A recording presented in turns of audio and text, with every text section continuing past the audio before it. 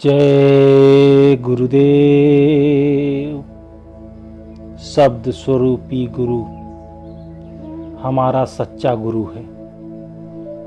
नाम, शब्द, चेतन, धुन या जो भी नाम कोई देना चाहे आप उसे दे सकते हैं। सतगुरु उस शब्द का, उस शक्ति का देहधारी स्वरूप है।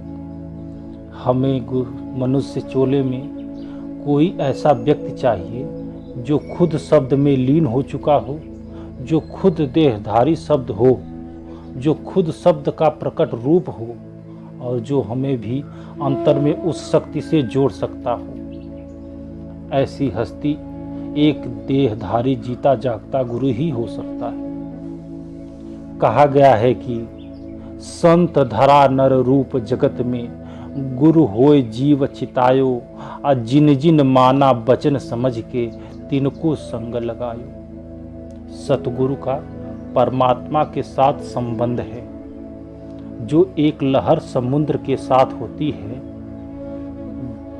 उसी प्रकार सतगुरु से उस परमात्मा का संबंध होता है। परमात्मा का सेवक परमात्मा का रूप होता है सतगुरु। देह का चोला धारण किए होने के कारण उसको परमात्मा से भिन्न नहीं समझना चाहिए। लहर समुद्र में उठती है और समुद्र में ही समा जाती है। देखने में वह समुद्र से अलग लगती है, लेकिन असल में उसे समुद्र से अलग नहीं किया जा सकता। इसी प्रकार परमात्मा के भक्त देह के कारण परमात्मा से अलग प्रतीत होते हैं, पर असल में वे परमात्मा से अलग नहीं होते। हजरत ईसा जी भी कहते हैं कि मैं और मेरा पिता एक है। वे ये नहीं कहते कि उनका रूप परम पिता परमेश्वर से भिन्न है।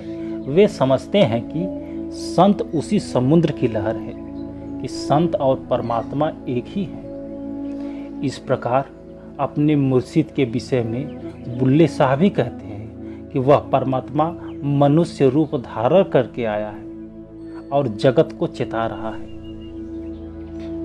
सतगुरु दीक्षा अथवा नामदान के द्वारा शिष्य को आत्मा के अंदर में शब्द के साथ जोड़कर परमात्मा की प्राप्ति के मार्ग पर लगा देते हैं। यह नामदान कोई शास्त्र की विधि या धार्मिक रिवाज नहीं है। यह तो अंतर में आत्मा का शब्द में एक नया जन्म दिलाने जैसा है।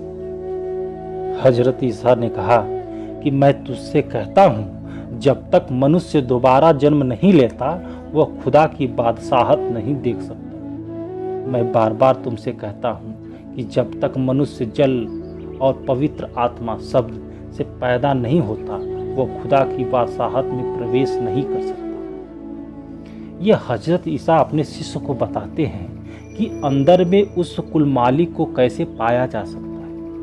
उन्हें फिर से जन्म लेना होगा, लेकिन शारीरिक तौर पर नहीं।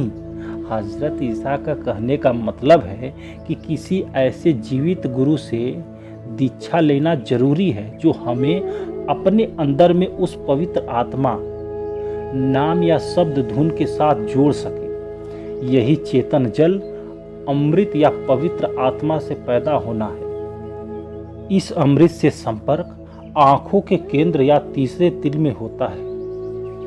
जब तक हम अपने अंदर में शब्द या नाम से नहीं जुड़ते, हम सदा मन और इंद्रियों के बस में रहते हैं। हजरत ईसा परम पिता परमेश्वर के पुत्र द्वारा दीक्षा लेने और इस प्रकार अपने अंदर नाम के साथ जुड़ने का उपदेश देते हैं। दोबारा जन्म लेने से उनका तात्पर्य है कि आश्चर्य मत करो कि मैं तुम्हें कह रहा हूँ कि तुम दोबारा जन्म ले लेना।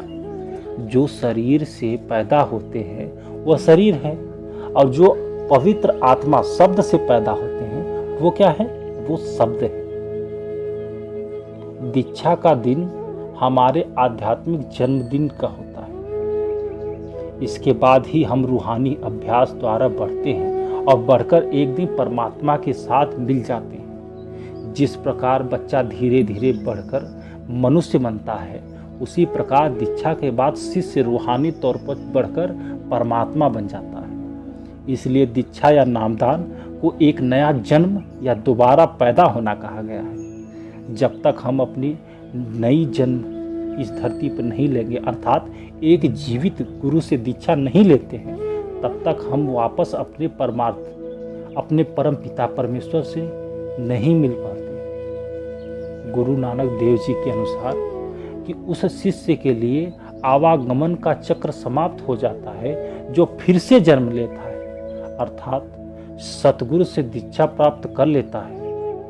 सतगुरु के जन्मे गमन मिटाइयाँ, ये बाणी नानक जी की है। सतगुरु दीक्षा देने के बाद शिष्य को छोड़ देते या भूल जाते, ऐसा नहीं। वे सदा उसके साथ रहते हैं, उसका मार्गदर्शक करते हैं, उसे आगे लाते हैं। गुरु अपने दिव्य स्वरूप से शिष्य को रूहानी सफर में हमेशा साथ रहता है, पग पग पर उसकी मदद करता है। सतगुरु केवल शिष्य के जीवन में ही उसका मार्गदर्शक नहीं करते, बल्कि शिष्य के मृत्यु के समय और मृत्यु के बाद उसके साथ रहते हैं।